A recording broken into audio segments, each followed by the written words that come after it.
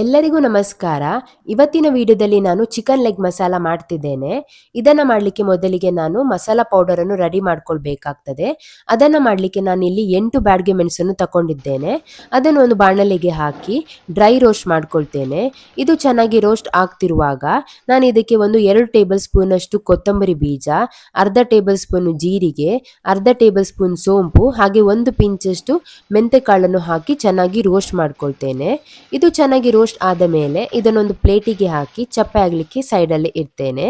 ಇದು ಚಪ್ಪೆ ಆದ ನಂತರ ಇದನ್ನು ಒಂದು ಮಿಕ್ಸರ್ ಜಾರ್ ಅಲ್ಲಿ ಹಾಕೊಳ್ತೇನೆ. ಅದರ ಜೊತೆ ನಾನು ಸ್ವಲ್ಪ ಅರಿಶಿನವನ್ನು ಹಾಕಿ ಚೆನ್ನಾಗಿ ರುಬ್ಕೊಳ್ತೇನೆ. ಇದು ನೈಸ್ ಪೌಡರ್ ತರ ಆಗಬೇಕು, ಅಷ್ಟು ತನಕ ಇದನ್ನ ಚೆನ್ನಾಗಿ ರುಬ್ಕೊಳ್ಬೇಕಾಗ್ತದೆ. ಇವಾಗ ಇದು ಮಸಾಲ ಪೌಡರ್ ರೆಡಿ ಆಗಿದೆ. ಹಾಗೆ ನಾನಿಲ್ಲಿ 2 ಚಿಕನ್ ಲೆಗ್ ಪೀಸಸ್ ತಗೊಂಡಿದ್ದೇನೆ. ಅದಕ್ಕೆ ನಾನೀಗ ಪುಡಿ ಮಾಡಿಕೊಂಡಿರುವ ಮಸಾಲ ಪೌಡರ್ ಅನ್ನು ಹಾಕೊಳ್ತೇನೆ. ಹಾಗೆ ಅದರ ಜೊತೆ ಸ್ವಲ್ಪ ಹುಣಸೆ ರಸವನ್ನು ಹಾಕಿ ಚೆನ್ನಾಗಿ ಮಿಕ್ಸ್ ಮಾಡ್ಕೊಳ್ತೇನೆ. ನೀವು ಎಷ್ಟು ಚೆನ್ನಾಗಿ ಮಿಕ್ಸ್ ಮಾಡ್ಕೊಳ್ತೀರೋ ಅಷ್ಟೇ ಚೆನ್ನಾಗಿ ಅದರ ಉಪ್ಪು ಖಾರ ರುಚಿ ಅದು ಕೋಳಿ ಪೀಸಸ್ಸಿಗೆ ಹಿಡ್ಕೊಳ್ತದೆ.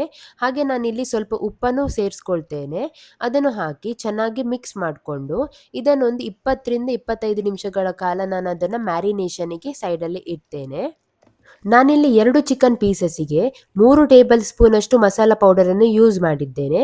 ನೀವು ಬೇಕಿದ್ರೆ ಜಾಸ್ತಿ ಸಹ ಯೂಸ್ ಮಾಡ್ಬೋದು.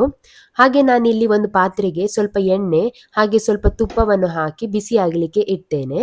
ಇದು ಬಿಸಿ ಆದಮೇಲೆ ಅದಕ್ಕೆ ಸ್ವಲ್ಪ ಬೇವಿನ ಸೊಪ್ಪನ್ನು ಹಾಕಿ ಹಾಗೆ ಸ್ವಲ್ಪ ಕ್ರಷ್ ಮಾಡಿರುವ ಶುಂಠಿ ಮತ್ತು ಬೆಳ್ಳುಳ್ಳಿಯನ್ನು ಹಾಕಿ ಚೆನ್ನಾಗಿ ಫ್ರೈ ಮಾಡ್ಕೊಳ್ತೇನೆ.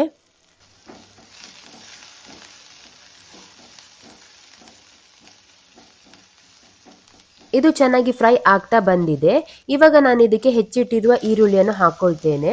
ನೀವು ಇದನ್ನು ಎಷ್ಟು ಚೆನ್ನಾಗಿ ಫ್ರೈ ಮಾಡ್ಕೊಳ್ತೀರೋ ಅಷ್ಟೇ ರುಚಿಕರವಾಗಿ ಚಿಕನ್ ಮಸಾಲ ಬರ್ತದೆ. ಇವಾಗ ನಾನು ಇದಕ್ಕೆ ಸ್ವಲ್ಪ ಉಪ್ಪನ್ನು ಸೇರಿಸ್ಕೊಳ್ತೇನೆ. ನಂತರ ನಾನು ಇದನ್ನು ಚೆನ್ನಾಗಿ ಮಿಕ್ಸ್ ಮಾಡಿ ಲಿಡ್ ಅನ್ನು ಕ್ಲೋಸ್ ಮಾಡಿ ಈರುಳ್ಳಿ ಚೆನ್ನಾಗಿ ಫ್ರೈ ಆಗೋ ತನಕ ಇದನ್ನು ಬೇಯಿಸ್ಕೊಳ್ತೇನೆ. ಈರುಳ್ಳಿ ಚೆನ್ನಾಗಿ ಫ್ರೈ ಆಗಿದೆ. ಇವಾಗ ನಾನು ಇದಕ್ಕೆ ಮ್ಯಾರಿನೇಟ್ ಮಾಡಿರುವ ಚಿಕನ್ ಲೆಗ್ ಪೀಸಸ್ ಅನ್ನು ಹಾಕೊಳ್ತೇನೆ. ಹಾಗೆ ಅದರ ಜೊತೆ ಸ್ವಲ್ಪ ನೀರನ್ನು ಸೇರಿಸ್ಕೊಂಡು ಚೆನ್ನಾಗಿ ಮಿಕ್ಸ್ ಮಾಡಿ ಲಿಡ್ ಅನ್ನು ಕ್ಲೋಸ್ ಮಾಡಿ ಒಂದು 15 ರಿಂದ 20 ನಿಮಿಷಗಳ ಕಾಲ ಇದನ್ನು ಮೀಡಿಯಂ ಫ್ಲೇಮಲ್ಲೇ ಬೇಯಿಸ್ಕೊಳ್ತೇನೆ. ಹಾಗೆ ನೀವೇನಾದರೂ ನನ್ನ ಚಾನೆಲ್ನ ಹೊಸ ವ್ಯೂವರ್ ಆಗಿದ್ರೆ ಸಬ್ಸ್ಕ್ರೈಬ್ ಮಾಡಿ ಹಾಗೆ ಬೆಲ್ ಐಕಾನ್ ಅನ್ನು ಪ್ರೆಸ್ ಮಾಡಿ ನೋಟಿಫಿಕೇಶನ್ ಅನ್ನು ಎನೇಬಲ್ ಮಾಡ್ಕೊಳ್ಳಿ. ಇವಾಗ ನೀವು ನೋಡ್ತಿರ್ಬೋದು ಚಿಕನ್ ಮಸಾಲ ರೆಡಿ ಆಗಿದೆ. ಇದನ್ನು ನೀವು ಹಾಗೆ ಸಹ ತಿನ್ಬಹುದು ಅಥವಾ ಅನ್ನ ಅಥವಾ ಚಪಾತಿ ಜೊತೆ ಸಹ ತಿನ್ಲಿಕ್ಕೆ ತುಂಬಾ ರುಚಿಕರವಾಗಿರ್ತದೆ. ಇನ್ನೂ ಹೆಚ್ಚಿನ ವಿಡಿಯೋಗೆ ನನ್ನ ಯೂಟ್ಯೂಬ್ ಚಾನೆಲ್ ಅನ್ನು ಸಬ್ಸ್ಕ್ರೈಬ್ ಮಾಡಿ. ನಿಮ್ಗೆ ಏನಾದ್ರೂ ಈ ವಿಡಿಯೋ ಇಷ್ಟ ಆದ್ರೆ ಲೈಕ್ ಮಾಡಿ ಹಾಗೆ ಕಮೆಂಟ್ ಅಲ್ಲಿ ತಿಳಿಸಿ ಹೇಗಾಗಿದೆ ಅಂತ. ಹಾಗೆ ನೆಕ್ಸ್ಟ್ ವಿಡಿಯೋದಲ್ಲಿ ಸಿಗೋಣ. ನಮಸ್ಕಾರ.